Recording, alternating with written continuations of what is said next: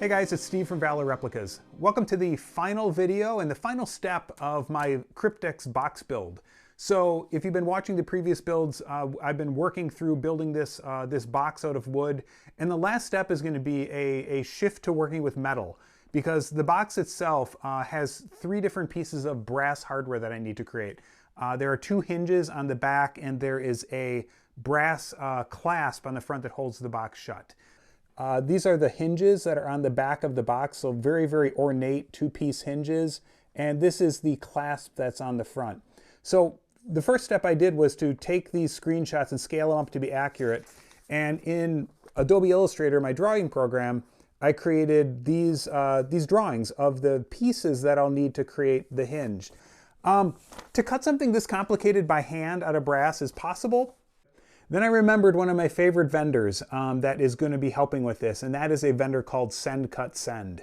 So Send Cut Send is an online metal cutting company, so you are able to upload your drawings to them online, and they will laser cut out of brass, aluminum, stainless steel, lots of different thicknesses, your design, and mail them to you. And they're fantastic. I've used them on other projects as well. This is the drawing that I sent to Send Cut Send, and in the mail, like less than a week later, this is what they sent me. And it's amazing what they can do, laser cutting these pieces out.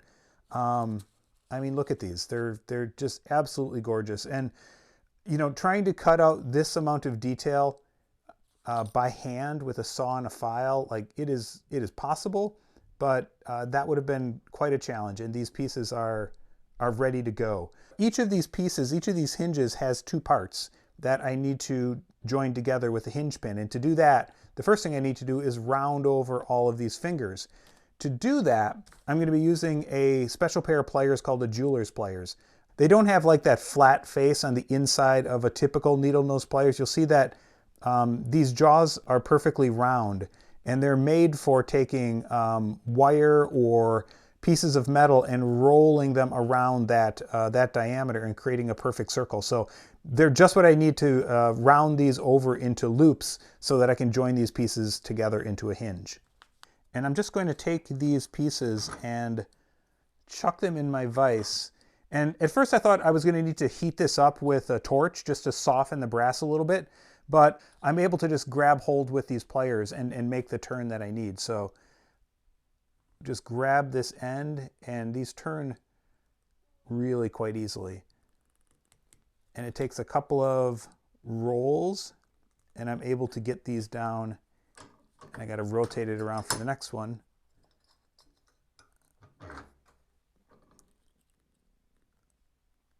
I'm able to roll these 2 down into a pretty good matching curve.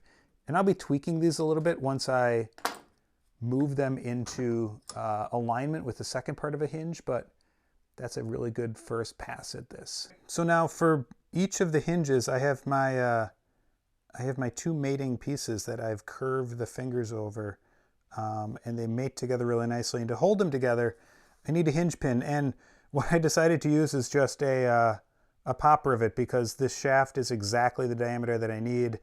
With a little bit of encouragement, I should be able to get this to go, yeah, into it. It allows, it's a little stiff, but we'll loosen that up. It allows the range of motion that I need, and then to secure everything and kind of trim it to fit, I'm just using some nippers to trim that off. So yeah, so that looks really nice. That is a single hinge. So I have another hinge, and I have the front latch to do in a similar manner. So now to attach it to the box, if you look at the control art, it looks like they are attached with what looks like, you know, some sort of like a flat-faced rivet. I didn't want to do that. I wanted to do something a little bit more secure. So what I found were these beautiful brass 256 screws and nuts. And then the nuts will be hidden on the inside, so I'm not too worried about that. This is my 256 flathead screw that I'm going to be using in the face of all of these. We have one problem though. Leonardo da Vinci didn't use screwdrivers. So I need to turn this flathead into something that is flat-faced and looks like a rivet and not a screw. So to do that, I'm going to take all of these tiny brass screws and chuck them into my vise and sand this down flat until the slot is gone.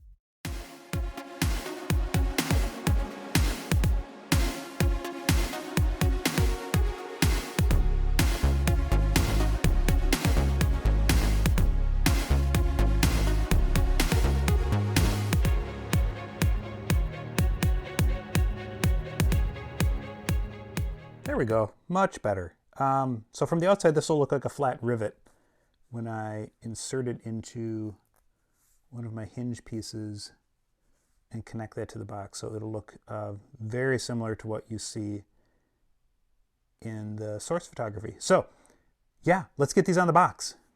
I've taped my box shut to make sure that I'm aligning these two pieces together correctly. And then I've put some tape and I've marked a center line down the front. So the front gets these this two-piece latch set where these are going to get drilled. Yeah.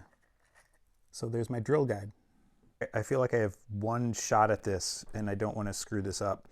So I've taped down the hinge pieces to the box so that they don't move around. And I'm only going to do like a little bit of a pilot hit hole or a starter hole for all of these, because then I want to take this apart and brace the back with a piece of wood so that I don't just blow this drill bit like, you know, right through the plywood on the back. So I'm just going to get these holes kind of started, and then I'll finish them.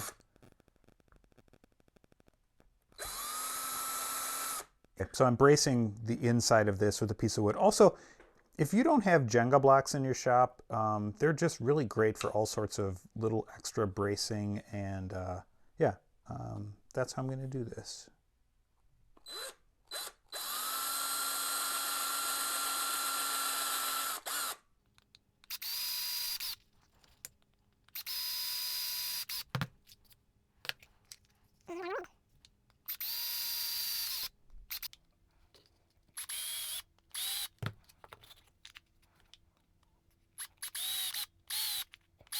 Okay, so that should open those up more so that I can fit these, fit these screws through. Sorry, bad camera angle. Look at that. That's great. Okay, the front clasp is installed. I didn't record everything because each one of these screws took probably about 20 minutes to get threaded. Man, they're tiny. I did it with the world's tiniest socket wrench that I don't think I've used for anything until now, but that did help me sort of get a grip on these little guys. So the front is done. Now I need to do the same to the back hinges.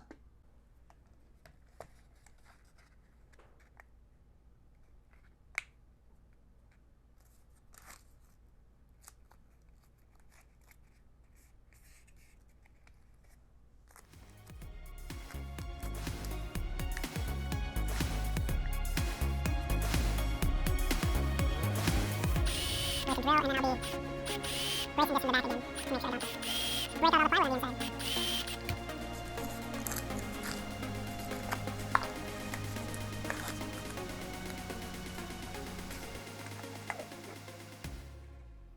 This is always like the end of a project, like the home stretch where like you can just taste victory and you just want to get this across the finish line. And it's also the point where, like, if I'm not paying attention, I'll just completely screw something up, install something upside down, you know, cut it the wrong way, something. I was a little nervous that, like, a lot can go wrong with hinges. So I was a little nervous that these were not going to align quite correctly, but it seems to be. So I've just got to get those 4 bolts attached. I've given up on cutting these bolts ahead of time because then you've got to, like, you gotta like smooth off the end to get the nuts to go on. So what I've been doing is just installing the nuts and then using my Dremel to like cut back the extra. These are so tiny and my fingers are so fat and I can't do this.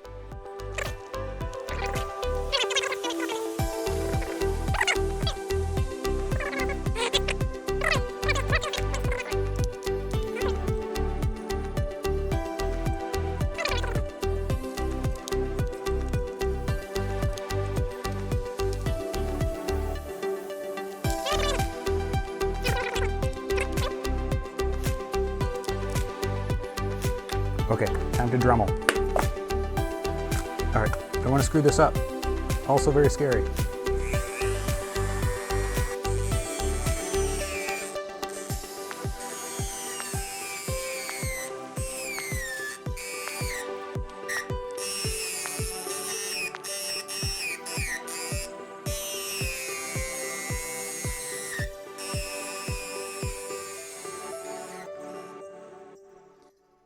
All right, here it is, finished product. I am really excited about how this turned out. You know, despite a little bit of a rough spot in the middle, learning to work with veneer, it feels great. I feel like it turned out really well. Adding the hardware today, like just adding that extra layer of material and detail is awesome. Again, I think it makes it look really accurate. And on the inside is my Cryptex. So this guy now has a proper home. That really completes the story of this piece. I love the idea that this prop now has a container that it was found in. That was so important to the story of this. Oh, there's one other thing I wanted to share with you, and that is I showed you guys the detail that is on the other side of this. You know that this rose is removable. What I wanted to share with you is how and what you see. So in the movie and in mine, there's a small hole on the underside of this lid that when you stick something through there, it pops out this brass plate.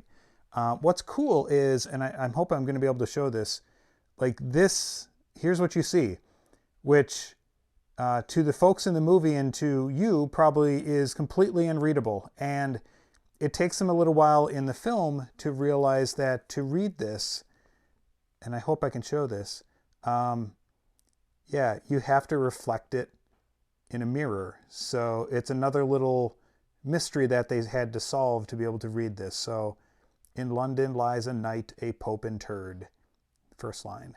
So again, I love that this piece has all of those layers, all of those narrative elements from the story and from the movie.